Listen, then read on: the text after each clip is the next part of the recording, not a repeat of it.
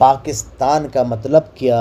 لا الہ الا اللہ محمد الرسول اللہ سے مطلب کیا؟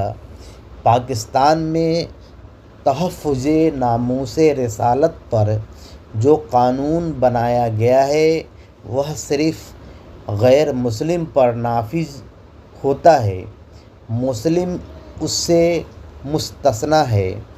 مسلم رسول اللہ صلی اللہ علیہ وسلم کی شان میں کچھ بھی بکواس کرتا رہے، پھر گرفتار ہونے پر کہے اگر آپ کہتے ہیں تو میں اپنی بات سے رجوع کرتا ہوں، تو اس کی تحفظ ناموس رسالت کے قانون کے تحت گرفتاری نہیں ہوتی ہے، کیونکہ پاکستان کا مطلب صرف لا الہ الا اللہ ہے۔